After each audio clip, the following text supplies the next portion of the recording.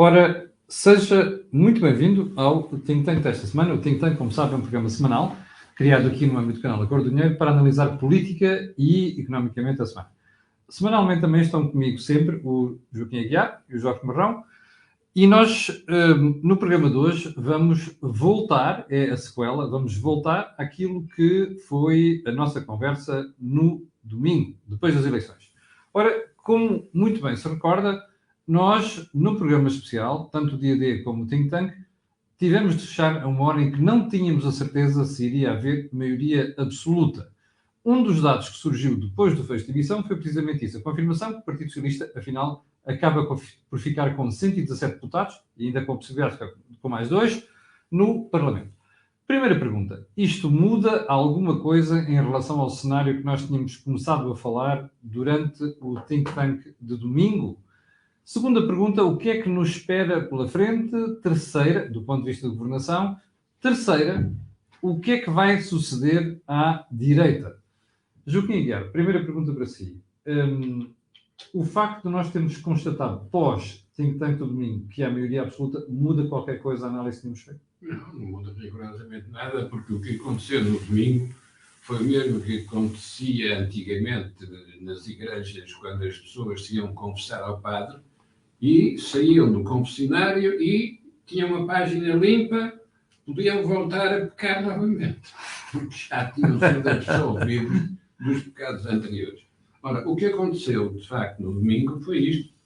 Encerrou-se uma época que depois os analistas dizem que é um ciclo. Não, eu digo que é uma época. Encerrou-se uma época que quase poderia designar como a época pós-25 de Abril. Chegou ao fim com o desaparecimento dos partidos radicais de esquerda e o reaparecimento de um partido radical de direita. Mas num contexto mundial que é radicalmente diferente daquele que acontecia em 1974. Em 74, tudo era favorável à jovem democracia portuguesa e, de facto, muitos dos embates internos foram vencidos com o apoio externo, designadamente da Alemanha, de Inglaterra e dos Estados Unidos e também da França, e justamente porque a democracia portuguesa, nesse contexto, era algo que valia a pena proteger, era um cravo que valia a pena alimentar. Passaram estes anos todos, isto é, termina essa época, quando o Partido Socialista fica obrigado a confrontar-se com a sua responsabilidade de partido do regime, que sempre quis ser, e que agora, definitivamente, vai ser obrigado a desempenhar e a coordenar.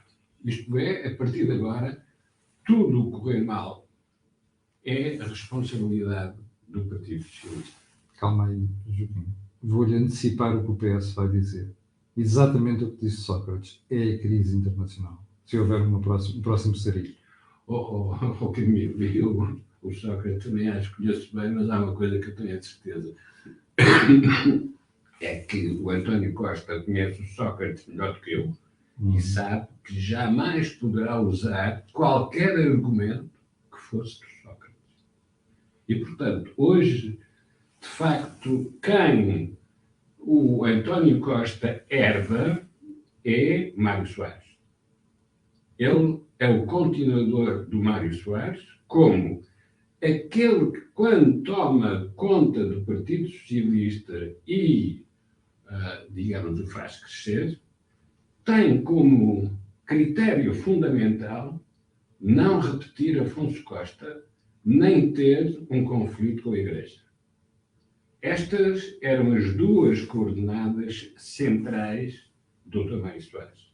Hoje, o António Costa vai ter como coordenadas centrais nunca entrar em conflito com a Europa e gerir internamente a conflitualidade, subordinando-a aos recursos que a Europa nos disponibiliza. Isto é, o superego, aquele que coordena, controla as atitudes de cada um, passa a ser a Europa, a crise internacional e o modo como os Estados europeus respondem a essa crise internacional, e a dimensão de Portugal, que é tão pequena que não pode ter outra atitude que não seja a convergência com os aliados. E, portanto, Portugal volta a um estado de que nunca devia ter saído, porque se não tivesse saído dessa situação de aliança, estaria hoje com muito maior crescimento económico e muito menor dívida. Foi justamente quando quis ser original e autónomo, coisa que vem desde os tempos do Vasconcelos, justamente porque o Partido Comunista precisava de afastar Portugal da Europa para poder exercer o seu poder, ou o seu grau de influência. O que é que aconteceu a este Partido Comunista? Foi engolido pelo PS de António Costa. O que é que aconteceu ao PS de esquerda, chamado Bloco de Esquerda? Foi engolido pelo PS de António Costa. Eu retive uma expressão na primeira intervenção de Joaquim, que dizia assim, desapareceu a extrema-esquerda, mas desapareceu mesmo, ou tudo isto é possível, como a Fênix, a renascer? Não. A extrema-esquerda é como uma doença prolongada, reaparece sempre. Okay. E, portanto, mas é uma doença sistémica. Vai reaparecer na exata medida em que os fracassos do PS lhe abrirem novamente a oportunidade de afirmação. Exatamente. E por isso é que o PS tem agora a maior responsabilidade e, de certo modo, mexicanizou o nosso sistema político, vai precisar desesperadamente que a direita se reorganize, que a direita se refunda. E o curioso é que para a refundação da direita, e não podemos esquecer que a origem da direita portuguesa, seja PSD, seja CDS, era a ala liberal do Marcelo Caetano, que deu não apenas o pessoal político para o que vem a ser o PSD e o CDS, como ainda por cima respondeu aos pedidos dos militares de 25 de Abril, designadamente do general Spínola, que pede ao atual general Almeida Bruno Pode continuar, Joaquim. Nós estamos, só estou aqui a falar com o Jorge, porque estamos a receber indicações de que o som está baixo. Eu não tenho essa indicação, já agora deixe-me só, quem está aqui a colocar essa informação. Olha, está a ver? Isto é o som da minha conversa, tendo em conta aquilo que eu estou a falar neste momento. É muito estranho. Já agora, Joaquim, posso pedir para o Joaquim também ir falando? Pode continuar. Eu estava a falar do Almeida Bruno, que convocou a Adelina Mar da Costa e o Freire do Amaral para que organizassem um partido de tal modo que... Estão a ouvir? Isto é o som do Joaquim. Portanto, o que deve estar a acontecer é vocês têm o som baixo do smartphone, o Jorge é a mesma coisa. Não há aqui problema de som. Nós temos o equipamento a funcionar na perfeição. Portanto, o que é que vou sugerir? Vossas Excelências, quem está a queixar do som, saia e volta a entrar na aplicação. Às vezes é mesmo problema de software. Ou então que aumentem o som do smartphone, porque não há nenhum de nós aqui a falar baixo, nem o sistema está a funcionar mal. Ok? Muito obrigado, em todo caso, pela explicação e pelo alerta. Mas eu estava a falar da origem do PSD-CDS, convite do general Spínola para, através do hoje general Almeida Bruno, para que se organizasse um partido à direita do PSD, o CDS, foi o CDS, para que a União Nacional não entrasse toda no PSD. Ora bom, esta história da origem não pode ser repetida. Isto é, o PSD não se pode refundar da mesma maneira. Isto é, já não há os deputados da ala liberal, e o CDS também não pode ser refundado para conflituar ou para controlar a expansão do PSD. Pelo contrário, hoje, a direita portuguesa, de que precisa o PS para poder exercer o seu poder de maioria absoluta, essa direita portuguesa não tem de ser de centro, nem de centro-direita, nem de centro-esquerda. Tem de ser um poder alternativo ao poder socialista. Deixa-me ir aqui. É quando se afirmar dessa maneira que nós vamos verificar que ambos têm uma base comum, que é a Europa e os programas europeus, e têm depois imaginários diferentes nas políticas públicas. Já volto a si, Joaquim. Deixe-me só perguntar ao Jorge se ele tem o mesmo entendimento que o Joaquim em relação ao facto de nós termos descoberto que afinal havia maioria absoluta. Depois da análise de... Julgo que não. Eu talvez gostasse de fazer uma retrospectiva para tentar perceber porque é que estes resultados surgem e surgem da forma extraordinária e inesperada. E em primeiro lugar, enfim, provavelmente já muita gente disse, mas é importante perceber quem realmente ganhou e quem perdeu. E tentarmos perceber o que é que o país depois ganha com esse ganho de alguns partidos e o que é que o país perde com a perda desses partidos. Claramente há três vencedores. O PS cresce 11 deputados, o Chega cresce 11 deputados e a Iniciativa Liberal cresce 7 deputados. E o PCP cai para 6 e o Bloco de Esquerda de 19 para 5. Pronto. Ora, isto tem um significado. O primeiro significado que tem é que o Partido Socialista, a ideia do voto útil à esquerda funcionou. O Partido Socialista, neste momento, eu quase que consideraria que é um partido do tipo trabalhista britânico. Conseguiu absorver todas as correntes de pensamento à esquerda e foi o eleitorado de esquerda que penalizou os partidos que romperam com a legislatura. Se nós pararmos um bocadinho e pensarmos, esta legislatura foi interrompida porque houve um problema a nível da questão orçamental, pelo Bloco de Esquerda e pelo PC, que reclamavam que o Partido Socialista estava a ser duro nas negociações, porque queria ir para eleições para ter a maioria absoluta, e, em termos práticos, sendo essa ou não a estratégia do Partido Socialista, na verdade o que aconteceu é que o Partido Socialista teve a maioria. Mas isto é uma boa notícia para Portugal, por uma razão simples, porque neste momento a Assembleia da República é uma Assembleia da República muito mais ao centro e à centro-direita, se quisermos.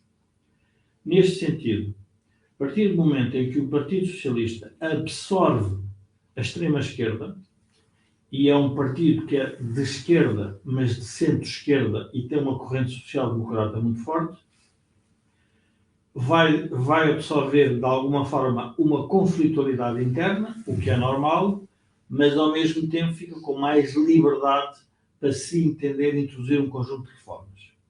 E, portanto, é nessa responsabilidade, e o Joaquim tem razão, que o Partido Socialista não pode atribuir a mais ninguém, a não ser a si mesmo, porque o pode fazer sem a ajuda de nenhum partido.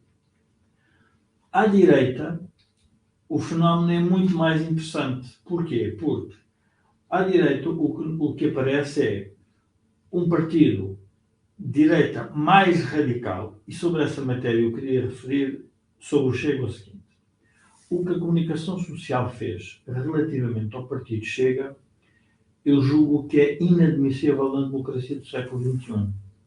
Um partido que segue todos os trâmites constitucionais, Eu, quando digo a comunicação social, digo em geral, é que todos os trâmites constitucionais é violentamente atacado com um conjunto de afirmações sobre o seu líder e sobre os seus votantes, isto revela ainda uma certa imaturidade democrática. Nós temos que aceitar que a democracia é afastar aqueles que nós não queremos através do voto, mas não é afastar restringindo a liberdade de opinião e a liberdade de expressão. Ora, isso foi feito de forma sistemática para tentar, diria, silenciar alguém que queria revelar alguma coisa sobre o que estava a passar no sistema político. E o resultado viu-se. E o resultado viu-se porque o voto apareceu, porque um conjunto de pessoas se reviram em algumas dos diagnósticos feitos pelo próprio partido. E, portanto, eu julgo que nós temos que ter a maturidade democrática para perceber que, em democracia, é um fator fundamental a liberdade de expressão e a liberdade de opinião e a tolerância relativamente às ideias dos outros. Quaisquer que elas sejam. Porque nós também poderíamos começar a fazer um raciocínio se as ideias que são defendidas pelo Partido Comunista ou pelo Bloco de Esquerda são ideias ou não aceitáveis em democracia. Sim. Mas esse não é o sentido da democracia. No sentido da democracia, nós temos que aceitar aquilo que não está de acordo connosco. E depois, através do voto, o assunto resolve-se. Nós, no think tank, temos também a reconhecer, como analistas, onde é que nós provavelmente erramos, onde é que nós não acertamos. O Joaquim muitas vezes aqui dizia que a democracia é para punir os que fracassam, e para premiar aqueles que são alternativos. Ora, o que é que aconteceu? O que aconteceu foi que o eleitorado não quis punir o Partido Socialista, quis punir o eleitorado de esquerda, quis punir os dois partidos que criaram um problema de instabilidade governativa. Bloco de Esquerda e PCP. Bloco de Esquerda e PCP. E agora vamos à estratégia que foi seguida pelos partidos que perderam. Basicamente, o PSD e o CDS. Relativamente ao PSD, há duas lições que nós podemos tirar. PSD e CDS. A primeira é, se os militantes do PSD e do CDS continuarem a fazer, na praça pública, a permanente ataque aos líderes, podem ter a certeza que o resultado final é aquele que tiveram.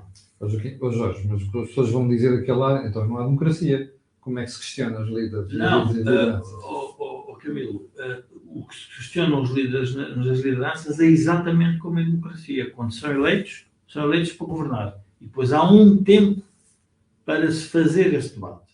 E pode-se fazer a oposição permanente. Agora, não podem depois os militantes que estiveram a fazer a oposição permanente vir dizer que, afinal, está-se mesmo a ver que este era o resultado esperado. E há outra coisa que eu também gostava de alertar os militantes do PSD e do CDS. É que quem apresenta o líder desses partidos para nós votarmos não são os eleitores, são os militantes. Portanto, as escolhas erradas que os partidos fazem, depois os eleitorados fazem a apreciação. E, portanto, é dentro dos partidos, é dentro da democracia interna dos partidos que isso tem que resolver. Mas isso tem a ver, obviamente, com disputas políticas internas que depois têm estes resultados inesperados. Agora, vamos à estratégia seguida. Quer a estratégia seguida de Rui Rio, quer a estratégia seguida de Francisco Rodrigues Santos, não foi de total pacificação do partido. Ou seja, foi uma tentativa de afirmação de linhas programáticas, muito se quisermos, em cima das eleições. Ou seja, a direita foi surpreendida pelas eleições. E hoje tem que reconhecer isso. E essa surpresa é de tal ordem que a estratégia, por exemplo, do Rui Rio, que parecia aceitável e do qual eu até admitia como razoável, que era, não podia ficar associada ao período da Troika, porque o próprio Pedro Passos Coelho tinha saído do partido reconhecendo que não era o tempo dele e, portanto, não faria muito sentido o novo líder do PSD vir defender uma herança de quem tinha saído, não faria sentido nenhum, e, portanto, faz esse afastamento E a partir desse momento, os defensores de Pedro Passos Coelho o que fizeram foi contrariar sempre a estratégia de Rui Rio. E a estratégia de Rui Rio foi sempre uma estratégia depois que só mudou depois das autárquicas, mas foi mais ou menos uma estratégia de que era um líder da oposição responsável que ia ajudar o Partido Socialista a mudar o país, a reformar o país, a dar-lhe apoio para as grandes reformas, que é preciso que os partidos que estão no governo tenham um líder da oposição que faça isso. Ora, o Partido Socialista recusou-se a fazer isso. E a grande penalização, na minha opinião, do Rui Rio é o facto de as pessoas não terem reconhecido nele uma capacidade de ser o primeiro-ministro que iria mudar o país.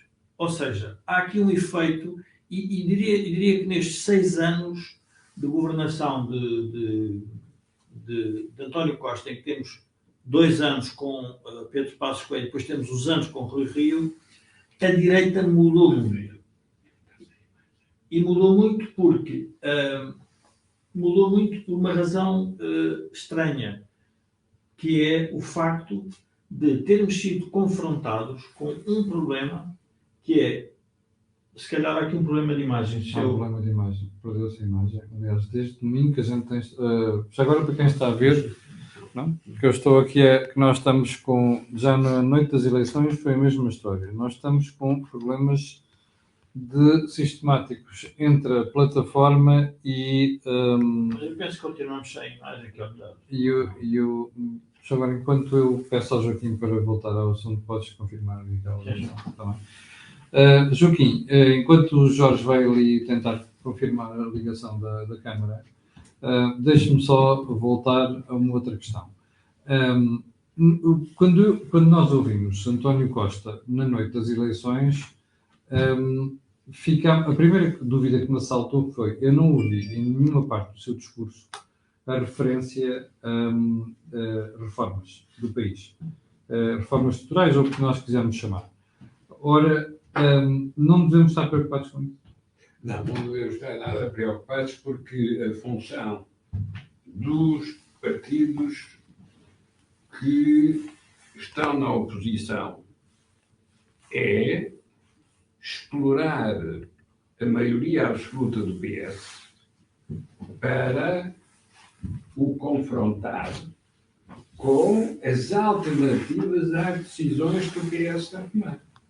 E, portanto, não sendo possível refundar o PSD e o CDS nos mesmos termos em que eles foram criados, é preciso que PSD e CDS se relacionem com o PS perante a nova realidade da maioria absoluta do PS. E, portanto, aquilo que o PSD e o CDS têm de fazer, cada um por si ou conjuntamente, é contrapor aos programas do governo PS as alternativas que eles defendem. E, se as políticas do governo falharem, as alternativas ganham valor, ganham importância. Mas o problema é que, se entretanto nós não fizermos reformas, a economia vai continuar a comportar-se de forma miserável. E, portanto, desgraça para o PS e oportunidade para o PSD e para o CDS. Mas 4 anos depois fazem diferença. 4 anos depois fazem diferença. Vamos ser Não, ultrapassados por mais países. Não dura 4 anos. Esse é outro pormenor que eu gostava que o Joaquim esclarecesse. E não dura 4 anos porque as limitações e os constrangimentos que são provocados pelo nosso nível de dívida e pela nossa dependência das políticas monetárias do Banco Central Europeu são razões suficientes para que o PS perca a relevância eleitoral e o PSD e o CDS ganhem a relevância política. É esse confronto que vai definir os próximos anos. Para isso é preciso que PSD e CDS reformulem os seus objetivos essenciais. E os confrontem com duas perspectivas diferentes. A perspectiva da União Europeia e a perspectiva do governo do Partido Socialista. E é ao fazer esta confrontação que o valor do PSD e do CDS pode crescer. Mas isso não é o curto prazo, ou seja, não é a legislatura versus o longo prazo. Porque as reformas fariam diferença no longo prazo. Não, espera, Camilo, é que a legislatura tem uma outra particularidade. É o fim do mandato presidencial. Joaquim, deixa-me só te desculpar, já temos imagem novamente. Aqui o engenheiro de imagem já resolveu o problema. Ora bom, esta legislatura tem no seu limite temporal o fim do mandato presidencial. Sim. Portanto, nós, dentro de 4 anos, estamos a eleger um novo presidente e uma nova Assembleia da República. Só para as pessoas perceberem, em fevereiro de 2026 teremos presidenciais e em outubro legislativas. Ora bom, isso significa que é para esse contexto que esta disputa entre PS, maioritário no governo, partido regime, e PSD e CDS, como partidos da oposição, que se reivindicam dos valores essenciais do 25 de Abril na perspectiva social-democrata e cristã-democrata, é nesse confronto que se vai decidir qual é o valor desta maioria absoluta do PS e qual é o valor das propostas do PSD e do CDS. Ponto essencial para o PSD. O PSD estruturou toda a sua estratégia na função de galheteiro. Isto é, como havia o azeite, era preciso vinagre. E, portanto, desde o princípio, que o Rui Rio só tinha uma ideia na cabeça. É como é que vai ajudar o António Costa a ser um bom governante. Ora, essa estratégia acabou quando há uma maioria absoluta de um só partido, neste caso do Partido Socialista. O que significa que, para arranjar um campo de ação política, o PSD tem de descobrir uma coisa. É ser o opositor e o vigilante programático daquilo que faz o governo absoluto do PS. Ora, com o estado de crise em que nós ainda estamos, felizmente agora parece que o António Costa vai ter um período de reflexão porque está infectado com o Covid. Mas neste período de crise que ainda está em agravamento, a possibilidade de sucesso indiscutível de um poder de maioria absoluta é uma possibilidade muito remota. Okay. Deixa-me voltar ao Jorge para ele terminar a ideia. Bom, a ideia que eu estava a tentar desenvolver é, no fundo, a mudança do Parlamento. O Parlamento, se quisermos, à esquerda perde 12 deputados. Esses 12 deputados vêm da parte da direita. Portanto, o PSD perde 6, portanto, os outros ganham os outros tantos. Portanto, em líquido são 12 deputados. O que significa que a vigilância que vai ser feita ao governo vai ser feita uma vigilância muito mais, diria, aguerrida e mais intensa. Ora, isto põe um problema ao PSD, porque o PSD tem que, neste momento, não é só procurar o líder, é procurar um posicionamento diferente face à existência destes dois novos partidos.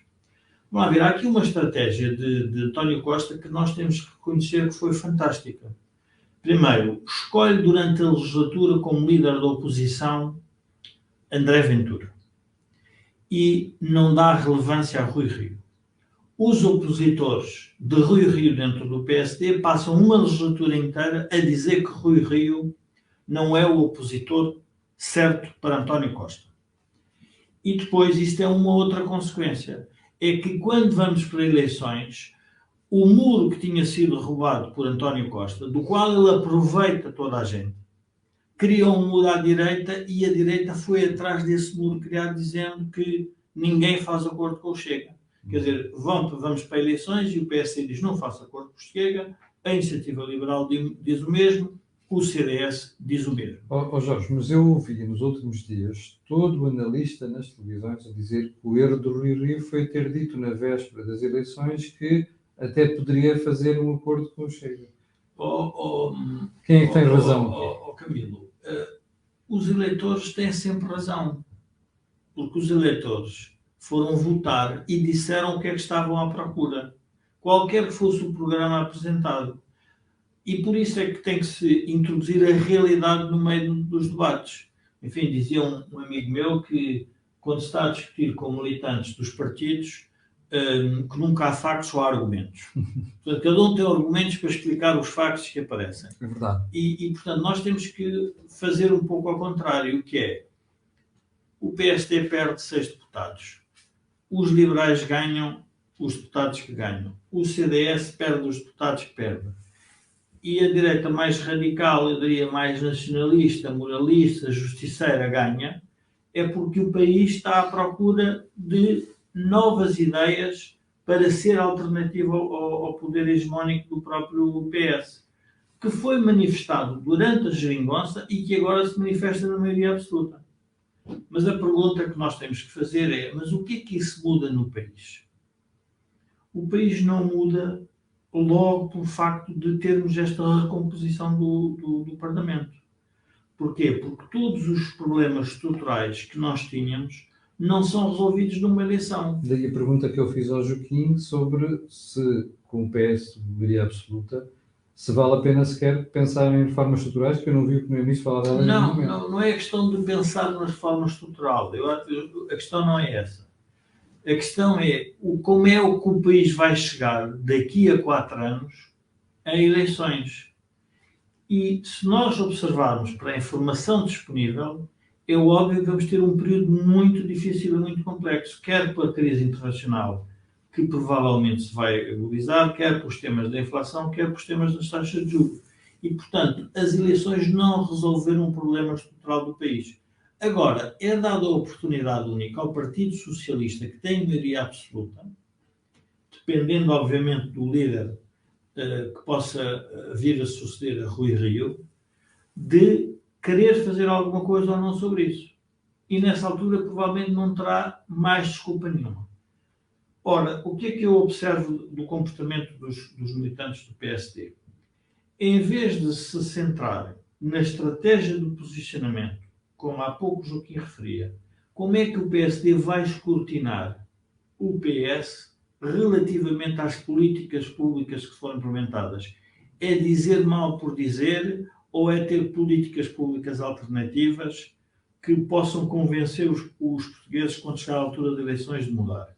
É que nós não nos podemos esquecer que estas eleições foram marcadas de forma abrupta. Portanto, todos os partidos foram apanhados de surpresa. A verdade é que a Iniciativa Liberal tinha uma estratégia de longo prazo e, portanto, apresentou um programa muito mais consistente do ponto de vista ideológico seu.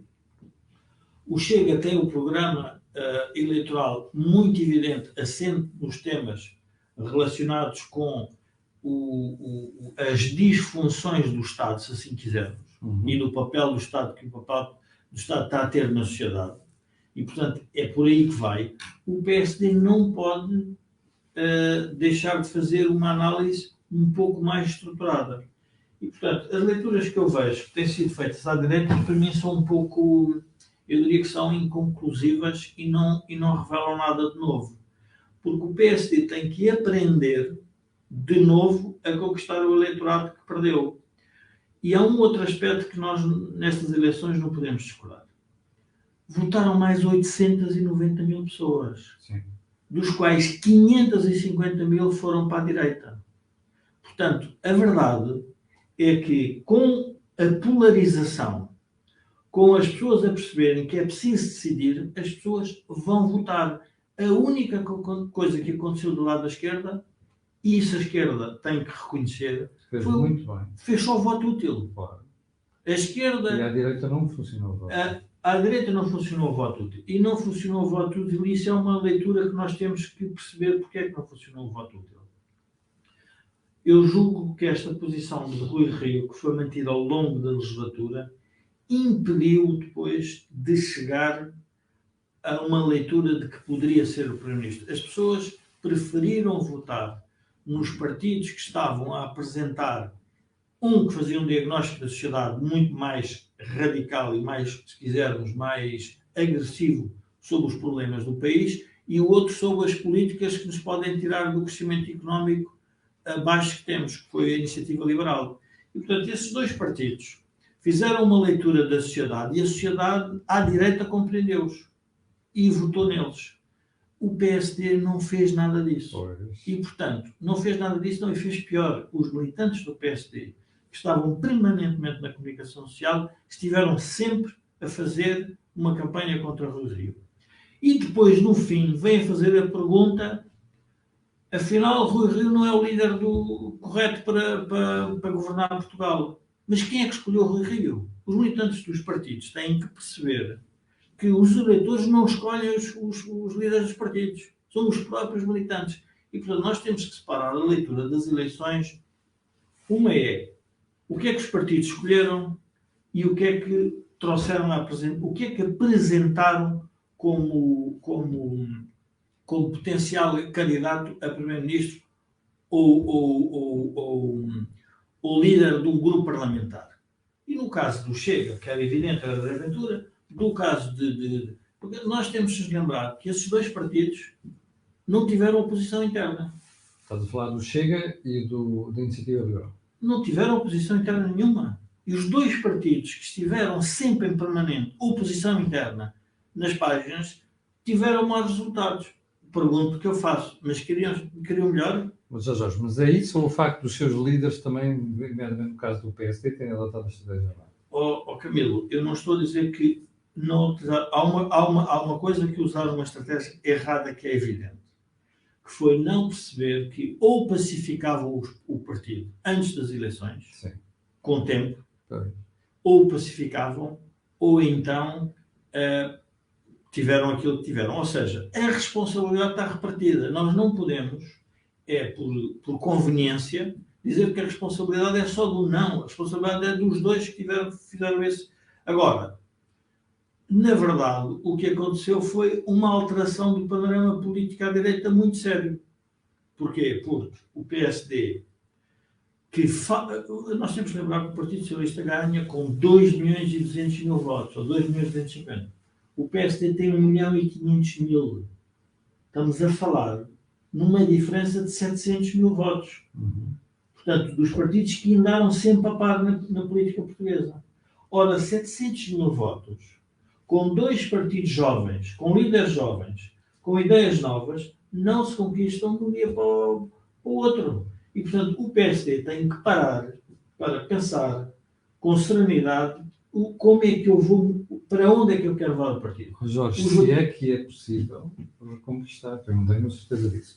Não, é possível na lógica em que nós temos que ter um partido trabalhista e, se quisermos, uma federação conservadora, social-democrática e de direita. No fundo é isto que nós estamos a falar. Só que... Estás a dizer que nas próximas eleições devia haver uma coligação? Não, eu vou mais longe.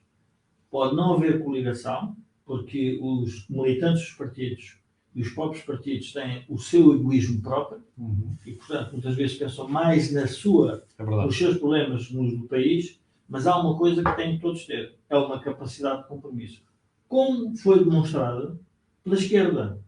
É que a direita tem que aprender com a esquerda algumas coisas. Uma é que houve compromisso ou não. Não é que nós tenhamos a dizer que o compromisso está certo e que era isso que interessava ao país. Mas houve compromisso à esquerda para fazer um acordo com o Partido Central que se diz como um partido centro-esquerda, que foi o PS. A direita não o quis fazer por diversas ordens de razão. E, portanto, hoje tem a paga dessa sua estratégia. Agora, nós não podemos continuar permanentemente a discutir a política como se a política não fosse para resolver os problemas das pessoas. A pergunta que eu faço hoje é, quando eu olho para a campanha eleitoral como um todo, digo assim, quais foram as propostas que foram apresentadas de forma consistente, sem medo, sem receio de enfrentar eleitorados, com coragem, pela direita? Foram os partidos mais pequenos. O PSD enredou-se por razões internas, por disputas de lideranças, por, eu diria, por perda de norte, se quisermos, até programático, porque ainda estava sensível ao tema de Pedro Passos Coelho, e em que a esquerda fez bem. Reparem, a esquerda faz um movimento interessante. Cria a ideia da culpa é de Passos, a seguir escolhe como líder da oposição André Ventura, para desgastar Rui Rio na praça pública, e o resultado prático é este. André Ventura cresceu e o PSD diminuiu. Pois é. Temos que tirar o chapéu a quem montou a estratégia deste... Temos que condenar a direita por praticamente 50 anos depois do 25 de Abril não conseguir acabar com esta história muito mal contada por parte da esquerda, que vem o papão do fascismo, olha o Passos e o quarto das pensões. Eu julgo que nesse momento o eleitorado não tem receio disso. Eu acho que esse discurso da esquerda, tanto que se viu para a votação do próprio André Ventura, o eleitorado já não vai atrás desse discurso. O que o eleitorado hoje está é envelhecido e dependente do Estado. Isso disse eu no artigo no Jornal de Negócios. Pronto. São 3,7, para as pessoas perceberem, são 3,6 milhões de pensionistas reformados, mais 700 mil funcionários públicos. Isto é uma alteração grande em relação à última década em que o PSD teve maioria. Isso tem consequências, porque a sociologia do eleitorado altera também as dinâmicas dos partidos. Sim. E o que é que acontece? Um partido que não tem uma proposta concreta para os pensionistas e para os funcionários públicos... E o Rui falhou aí. Claro que falhou, porque não conseguiu encontrar uma estratégia que fosse evidente e as pessoas tiveram esse... Joaquim, só se ganha eleições a fazer promessas de subir salários e pensões e por aí, Não, Camilo. Já uma vez... Joaquim, deixa-me só dizer uma coisa, senão não me esqueço. O professor Cavaco Silva, ainda hoje, há pessoas na direita... Dizem que ele é que aumentou a despesa pública. Que ele é que aumentou a despesa pública. A pergunta que eu faço eu sou um dos que dizem isso. Tu és um dos que dizem. E dizes erradamente. Porque a pergunta que eu faço é se ele não tivesse aumentado os funcionários públicos, tinha ganho as eleições. É que o problema é que há uma grande diferença entre o conquistar o poder e exercer o poder. A conquista do poder é feita com os problemas do momento. O exercício do poder, estamos todos de acordo, é pensar numa perspectiva de longo prazo. Claro. E aí os primeiros-ministros têm que dizer, eu quero ficar para a história porque vou fazer o que está certo. Quando nós olhamos para a legislatura, por exemplo, Pedro Passos Coelho, qualquer historiador, quando vai olhar, vai dizer o que é que foi Pedro Passos Coelho? Foi um excelente administrador de falências. Ninguém pode contestar isso. Eu digo muitas vezes, ele foi administrador da falência, não é nada. Pronto, e portanto, todas as pessoas vão perceber isso. Agora, é diferente conquistar o poder, é muito diferente de exercer. Já agora, antes de ir ao Joaquim, quero só lembrar que este canal tem uma parceria com o Prozis e responsabiliza-me só a mim, ok? Este programa ainda tem ajuda à produção do Grupo Sendis Aligata. Joaquim. Ora bom, um dia foi apanhado por um jornalista do Diário de Notícias com a frase: quem disser a verdade perde as eleições. Isso foi há muito tempo. Hoje diria, não exatamente o contrário, mas muito próximo do contrário. Ganha as eleições quem souber explorar a verdade e mostrá-la. Isto é, a armadilha em que caiu Pedro Passos Coelho e o PSD foi seguir os comentários dramatizados de quem dizia estão a cortar as reformas, estão a tirar a segurança do Serviço Nacional de Saúde, estão a destruir as conquistas de Abril. Ora, o esquema é exatamente ao contrário. O que foi preciso fazer para salvar o Serviço Nacional de Saúde e para salvar a Segurança Social e as pensões de reforma, é que obrigou a fazer essa contração. Porque se ela não tivesse sido feita, já não havia nada hoje. Nem sequer. É verdade, mas o problema é que não se consegue passar essa narrativa para as pessoas. O problema não é se não se consegue. O problema é se nós interiorizamos essa narrativa que foi feita contra nós e passamos a atuar em função disso. Foi o que fez o Rui Rio. O Rui Rio acreditou que o Passos Coelho tinha sido, de facto, um facínora que tinha realizado aquilo que o José Sócrates tinha negociado. E o José Sócrates escondeu-se atrás do Banco Espírito Santo e fez de conta que não era nada com ele. E recebeu de um lado e fez esquecer do outro. Mas Joaquim, a verdade, quando o Joaquim diz que o Rio fez essa leitura do Fascínora, eu julgo que ele faz um movimento que tem algum sentido, que é, a partir do momento em que Pedro Passos Coelho, ele próprio, reconhece que não vai ser útil ao PSD naquele momento, ele jamais poderia ir reclamar esse legado. E, portanto, é um momento muito difícil para um líder. O que confirma a minha leitura desde o princípio, que o Passos Coelho não foi um dirigente originário, mas cumpriu ordens que recebeu de outros. Sim, foi gestor da falência. E por isso é que, quando é atacado, não tem a capacidade de resposta de quem se bate por uma ideia própria. A única coisa que ele fazia é, e depois vem o diabo. Claro, para um António Costa, uma frase dessas é manteiga em focinho de cão, quer dizer, aquela língua foi lamber tudo o que era manteiga, não é? Bom, o que é que eu quero dizer com isto? Não é que o Passos Coelho tivesse razão e o António Costa fosse um mero explorador do descontentamento social. O que eu quero dizer é que a realidade efetiva das coisas tem de ser sempre defendida no discurso político. E ou não se fala do que é desagradável, ou o que se diz tem de ser sempre aquilo que está a acontecer. Eu posso censurar pelo silêncio, não posso esconder por baixo do tapete. Porque o que esconde por baixo do tapete vai reaparecer. É o problema da dívida. A gente esconde nas cativações, mas assim que liberta o elástico, aquilo salta tudo outra vez. Porque não se fizeram as reformas de fundo. O que é que queria a Troika? De facto, o que queria era corrigir aquilo que gera os déficits orçamentais. Porque não basta anular o déficit orçamental. É o problema da doença oncológica. Não basta cortar o tumor, é que a seguir volta outra vez a infecção. E é nessa perspectiva de enfrentar a realidade efetiva das coisas que quer o Passos Coelho foi tímido, e por isso é que os ataques foram bem-sucedidos, os ataques de quem o quis explorar. Mas, a seguir, os sucessores de Passos Coelho, em lugar de terem apropriado aquilo que ele tinha feito para dizer é necessário voltar a fazer isto, não, largaram-no, deixaram-no cair. Ao ponto do próprio Passos Coelho dizer não é a altura de eu reaparecer.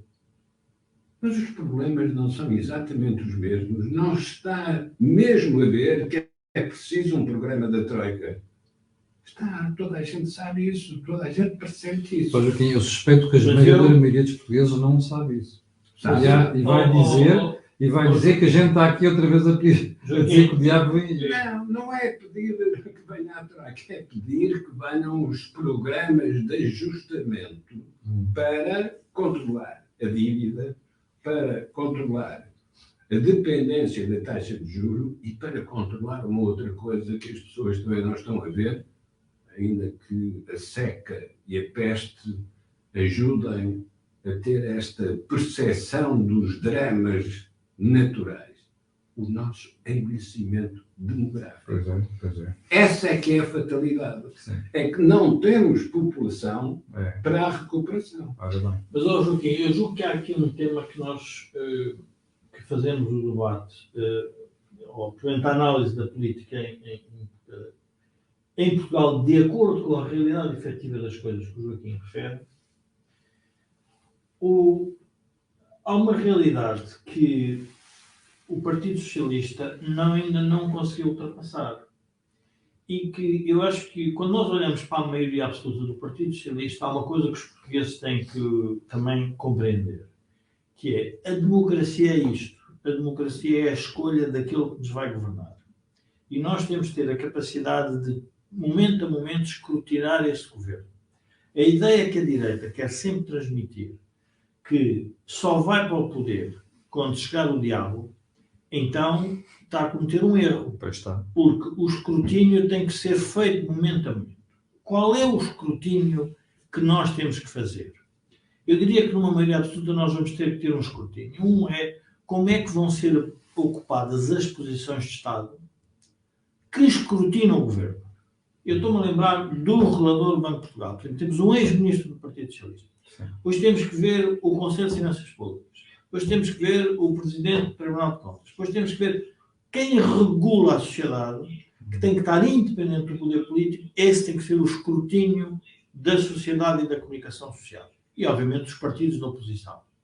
Porque aí é o que nos garante que, de alguma forma, não são ocupados funções que podem, de alguma forma, distorcer aquilo que deveria ser a realidade. Sim. Esse é um aspecto que nós temos que ter atenção. E o outro tem a ver com aquilo que toda a gente percebe, que só com crescimento económico sustentável, sem dívida, é que nós podemos ir lentamente melhorar a nossa situação. Ora aí, o que nós percebemos pelas políticas seguidas é que não foram suficientes. Por isso é que eu digo que é muito importante nós percebermos o Parlamento hoje. O Parlamento... Preciso baixar um bocadinho o som. O Parlamento hoje, Camilo, não mudou nada em relação à legislatura anterior. A maioria absoluta é exatamente a mesma. Com uma diferença, Jorge. Uma coisa é ter dois partidos de extrema-esquerda que andaram nas canelas do PS e fizeram reverter uma série de coisas vergonhosamente.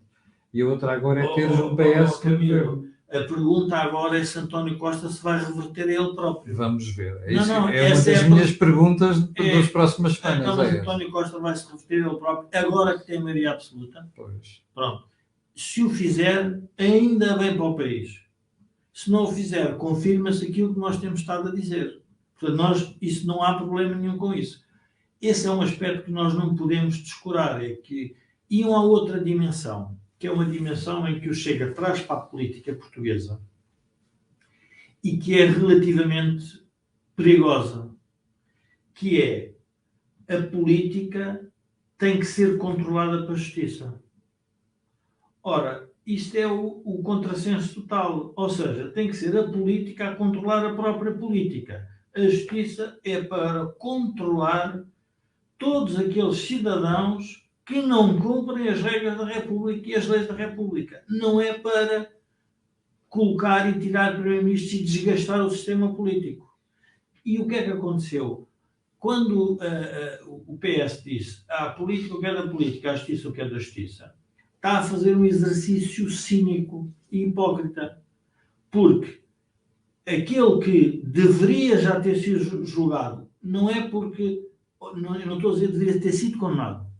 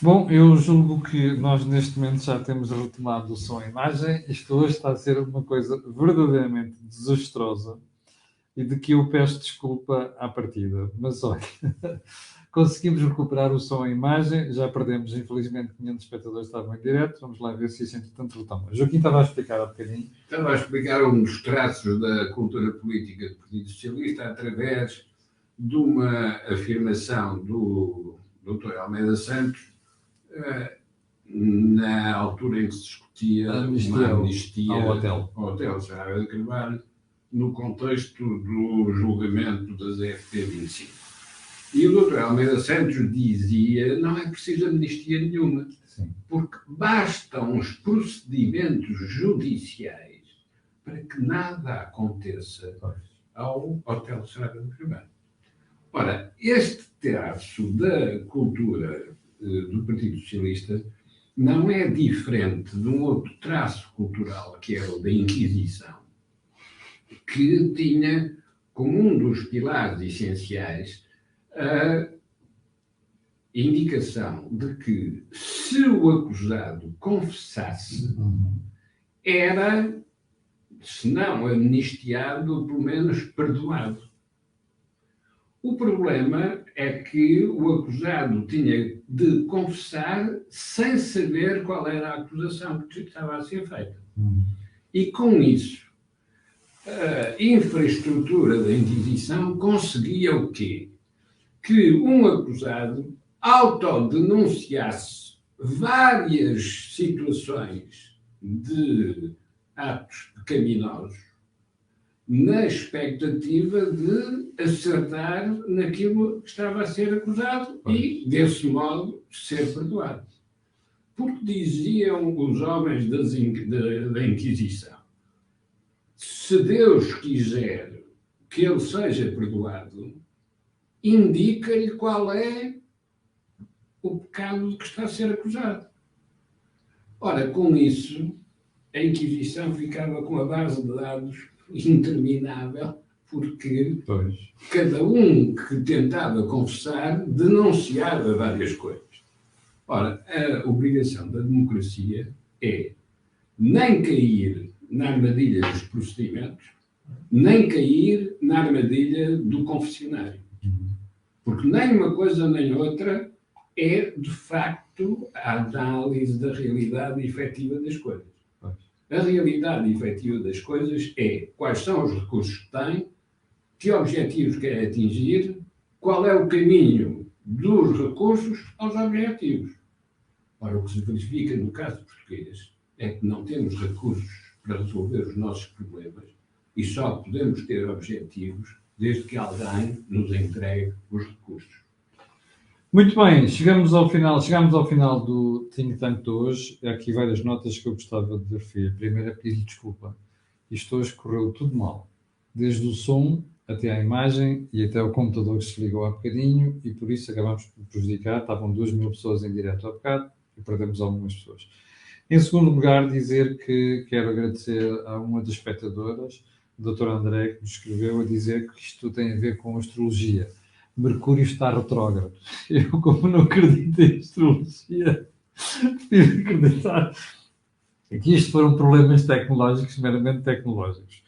Já agora, para finalizar, quero lembrar que este canal tem uma parceria com a Prozis e que, isto só me responsabiliza a mim, não a estes dois senhores, e que este programa ainda tem ajuda à produção do Grupo Sendis Alidata. Chegamos ao final do programa de hoje, voltaremos na próxima terça-feira.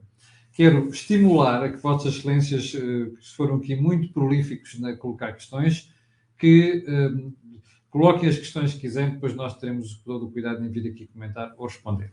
Só uma última questão, que tem a ver com uma pergunta da Eduarda Carnot Romão, que me dizia assim há bocadinho, já disse 2 vezes. A dívida pública baixou mesmo para 127,5% do produto interno bruto, como diz o Ministério das Finanças hoje. Eduarda, fique sossegadinha, porque provavelmente esta semana eu vou fazer mais um daqueles vídeos à la Clementinas, da sexta-feira da semana passada, para explicar o que é isto, a dívida pública e a relação com o produto interno bruto e como é que isto afeta o país, ok? Esteja sossegado, que é para você vai perceber muita coisa nesse programa. Quanto a nós, e já mesmo para o final, eu só quero lembrar que eu e você estaremos frente a frente amanhã, às 8 da manhã, para a análise matinal. Muito obrigado, agradeço também a estes senhores e nós voltaremos na terça-feira. Com licença.